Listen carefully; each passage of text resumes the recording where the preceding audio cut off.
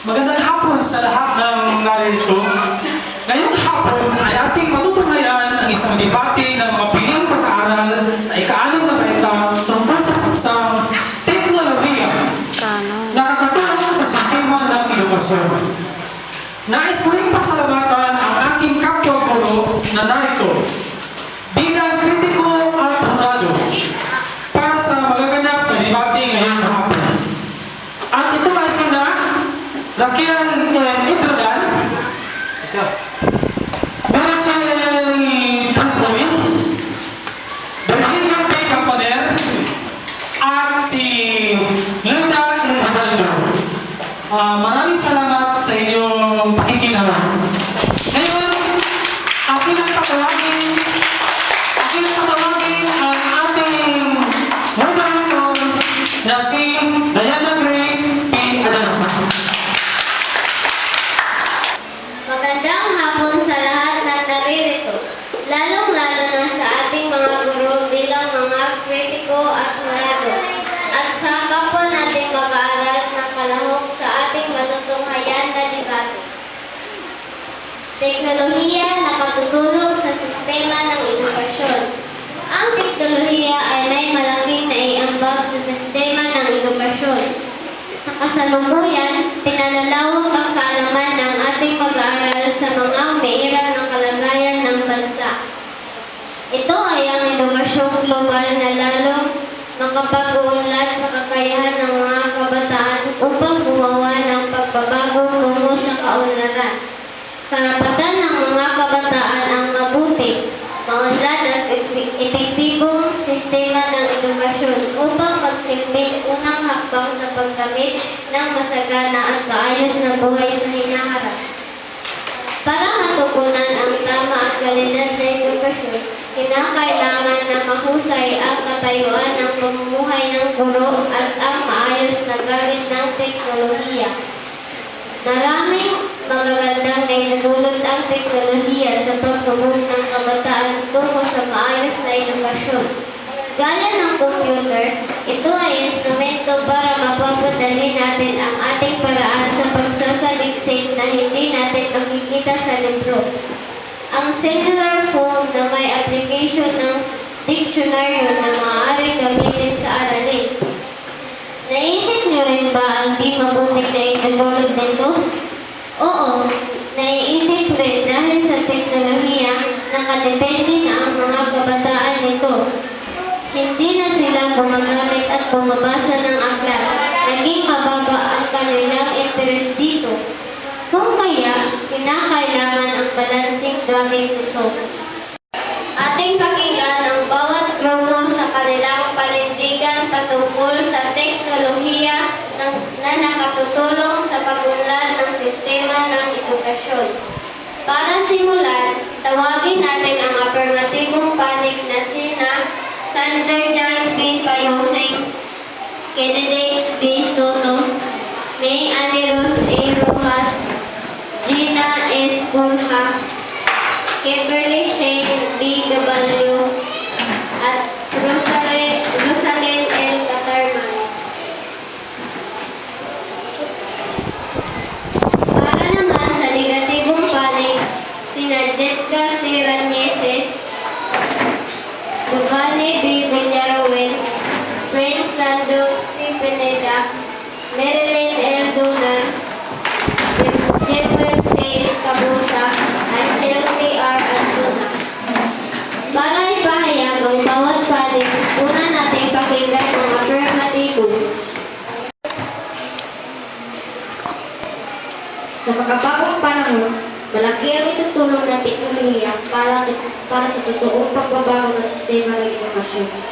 Mas lumalawak ang kaalaman ng mga kabataan sa mga pangyayari, gaya lamang ang pagsasaliksik ng history ng bansa, balita sa kapaligiran at kaganapan ng buong daigdig. Naging bihasa ang mga kabataan sa larangan ng edukasyon. Patunay nito ang pagkikilaw sa panindigang kompetisyon, pagtuklas ng solusyon sa problema na kinahaharap at pag-unlad ng siyensya kung saan napag-aralan ang mga paraan kung paano lumikha ng iba't ibang makinarya, gamot sa mga sakit at iba pa. Talaga namang mabuti ang itutulong dito sa ekonomiya ng bansa. Gayon rin sa sistema ng edukasyon. Sa kasalukuyan, ihasa ng mga kabataan sa gamit ng teknolohiya, kaya naman mas lumalalim ang abot at lawak ng kanilang kaalaman. Gayon din ang kanilang kakayahan. Kaya naman, masasabi ko na nakatutulong ang teknolohiya sa sistema ng edukasyon.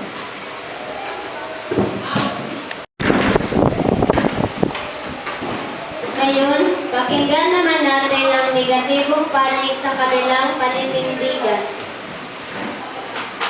Mga kabataan, susi tayo sa tagumpay ng ating bayan kung kaya tayo ay araw-araw na pumapasok sa paaralan upang matuto at palawak natin ang ating kaalaman at karunungan. Ang turo ng ating guro ay magsisilbing instrumento upang maunawaan natin ang ating aralin. Sila ang masisipag at matyaga sa paghatid ng impormasyon para sa ating kaalaman.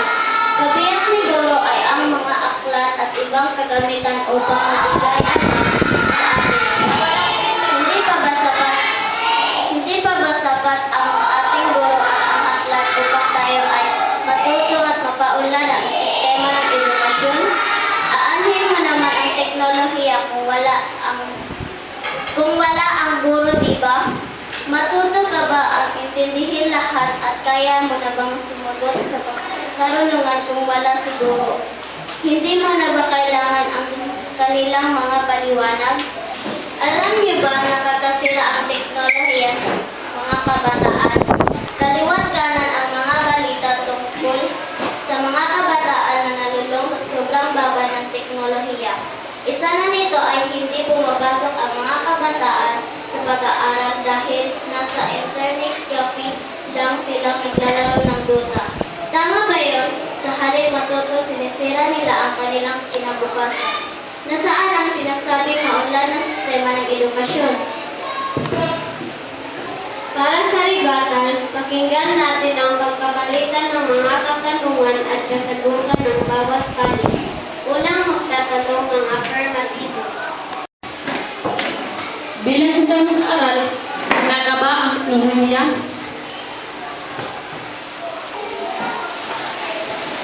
Hindi dahil nakakasira ito sa mga kabataan.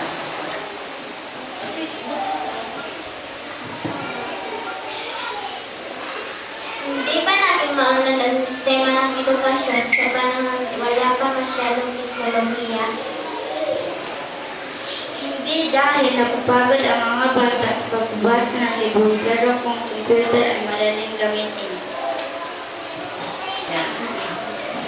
Hindi ka ba gumagamit ng computer sa pagsasaliksik? Sa pagsasaliksik, nais ko bang gamitin ang mga aklat at dictionary kasi marami pa akong makukuhang kaalaman at hindi pa ako nag-aaksaya ng pera sa pagsasaliksik sa computer. Madali namang gamitin ang aklat sa pag-aaral at pagsasaliksik. Bakit kailangan mo pa ng teknolohiya? Oo, pero mas mapabilis ang inyong pagsasaliksik kung gagamitin mo ang teknolohiya. Maaari sa isang pindot lang sa computer, makikita mo na ang maraming sagot at hindi ka na mapapagod sa paghahanap. Paano naman ang aralin ni Golo na hindi nakita sa aklat? Ano ang gagawin mo?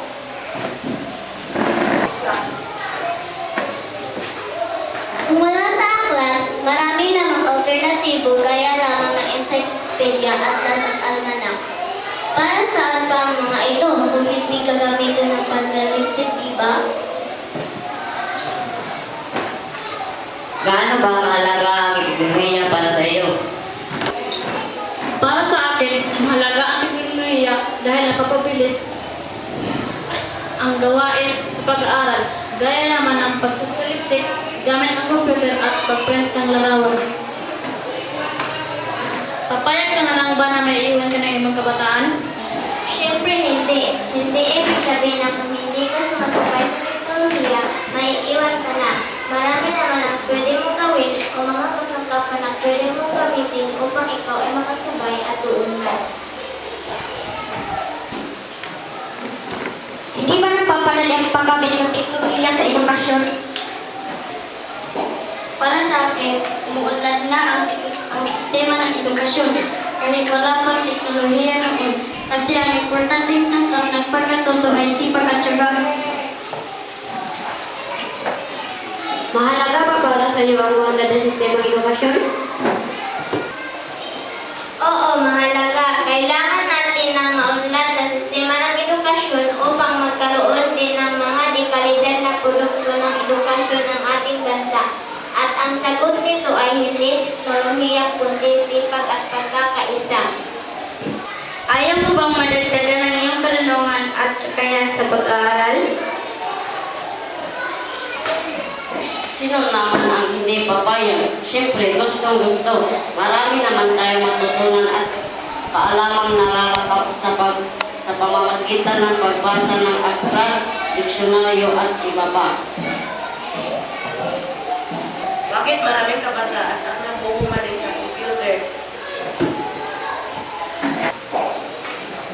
Maraming kabataan ang umumaling sa computer pero sa mabuting paraan. Gaya lang ng pananaliksik ng mga araling guro. Nakakadagdag ito sa kaalaman at karunungan na magkuha sa halip na mas mapalawak pa ang matutunan. Sa madaling salita, nakakasira ang teknolohiya para sa mga kabataan, diba? Hindi nakakasira ang teknolohiya. Sa halip, nakakatulong ito upang mapadali ang pagunlad ng sistema ng edukasyon. Nakakasira lamang ito kung hindi gagamitin sa tamang paraan. Sa anong paraan nasabi mo na ang teknolohiya ay susi sa maunlad na sistema ng edukasyon? Masasabi ko na ang teknolohiya ay susi sa maunlad na edukasyon dahil high-tech at madaling gamitin. Gusto mo bang mapadali ang iyong gawain? Bakit ayaw mo sa teknolohiya? Sino ba naman ang ayaw magpadali ang gawain? Ngunit hindi naman teknolohiya ang nagpapabilis ng gawain kundi ang karunungan at kasipagan. Sa halip, ang teknolohiya ang nagpapasira ng ating katauhan dahil umaasa lang tayo dito at naging tamad na tayo at hindi makakapag-ehersisyo. Kaya madali na tayo magkakasakit. Hindi ka ba makapag-aral ng mabuti kung walang teknolohiya? Napapadali kasi ang pag-aaral kung may ginagamit na makabagong kagamitan gaya ng computer. Magkakaroon ba ng pagbabago sa sistema ng edukasyon kung wala pang teknolohiya? Oo, magkakaroon talaga ng pagbabago kung lahat ay nagkakaisa at nagtutulungan para sa iisang layunin. Hindi ba nahihirapan ang mga kabataan sa pagsasagawa ng palagyang pagbabasa at pagsasaliksik sa aklat? Hindi dahil hinubog na tayo ng makalumang paraan sa pagkatuto. Nasanay na ang mga kabataan sa paggamit ng aklat dahil madaling gamitin. Ano ang mahalaga para sa iyo? Teknolohiya o makalumang paraan ng pagkatuto? Para sa akin, mahalaga ang dalawa, pero mas nakakalamang ang teknolohiya kasi ginagamit na ito ng mga kabataan sa iba't ibang bansa, pati na sa Pilipinas kung saan tumaas ang kalidad ng edukasyon. Sa lahat ng bansa, bakit ang Pilipinas ay hindi pa masyadong maunlad ang sistema ng edukasyon? Hindi kakulangan sa teknolohiya ang dahilan ng pagbagal nating pag-unlad, kundi kakulangan sa kasipagan ng tao. Sa katunayan, ang teknolohiya ay isa sa dahilan ng pagkatamad ng isang mag-aral dahil puro na lang ito computer games lang ang inaatupag. Ninangtunghayan ang kanilang pagpapalitan ng katanungan at kasagutan. Para sa huling bahagi ng ating debate, ating pakinggan ang huling mensahe ng bawat panig. Una natin pakinggan ang affirmative.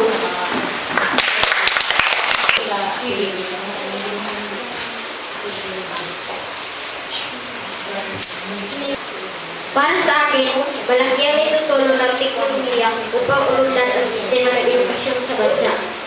Pagpapatunay nito ay ang Kinder Curriculum ay pinatupad ng ating kasalukuyang presidente kung saan hindi na tayo maiiwan ng ibang bansa. Sa ganitong paraan, pantay-pantay na ang tingin ng ibang bansa sa sistema ng edukasyon sa Pilipinas. Kaya naman, malaki ang kaibahan ng sistema ng edukasyon noon at ngayon. Kinakailangan lamang na gamitin ang teknolohiya na maayos sa mga mabuting gawin upang hindi masira ang kinabukasan ng mga kabataan.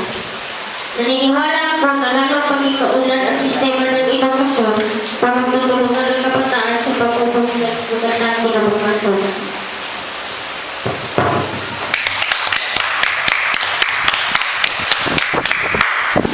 Ngayon ang panig ng negatibo.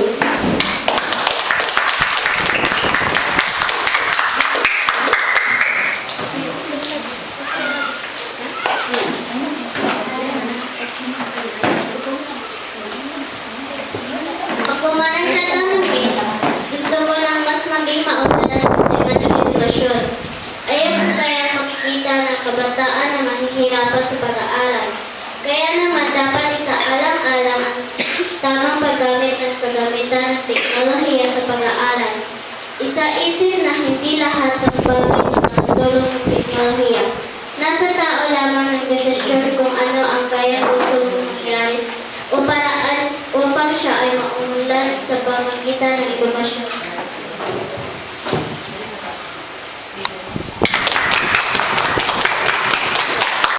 Maraming salamat mga magagaling kong mag-aaral sa inyong mga opinion at mga pananaw tungkol sa ating paksa. Ngayon naman ating pakinggan ang suhestyon at komento ng isa sa ating mga hurado at kritiko na si Binibining Rachel May Pugoy.